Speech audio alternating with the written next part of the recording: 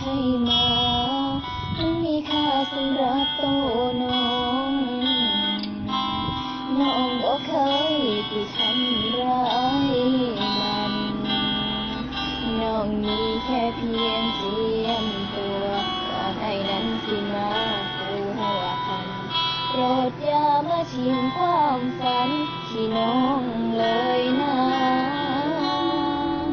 บ่เคยใจกับใคร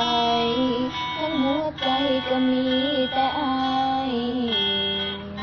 ผู้สอบผู้สายบ่เคยสิหัวซาแต่ต้องยอมรับความเป็นไปเพื่อผู้ชายที่น้องเห็นค่าให้คนใหม่ที่เขาเข้ามาดูแลให้ดี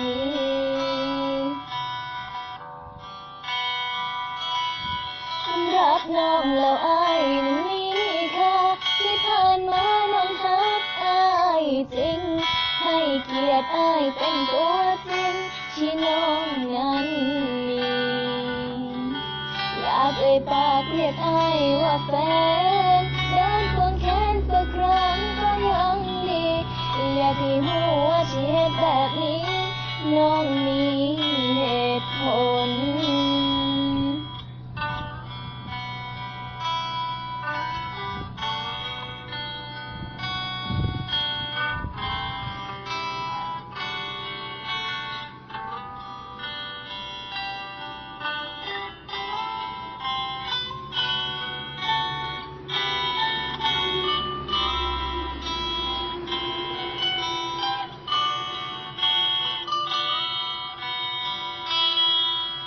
บ่เคยใจกับใครทั้งหัวใจก็มี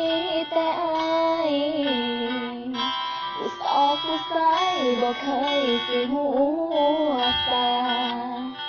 แต่ต้องยอมรับความเป็นไปเพื่อผู้ชายที่น้องเห็น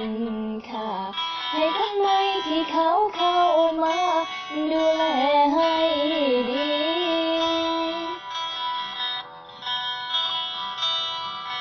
สำหรับน้องแล้วอายยังมีค่าที่ผ่านมาน้องฮักอายจริงให้เกียรติอายเป็นตัวจริงที่น้องนั้นมีอยากเอ่ยปากเรียกอายว่าแฟนเดินควงแขนทุกครั้ง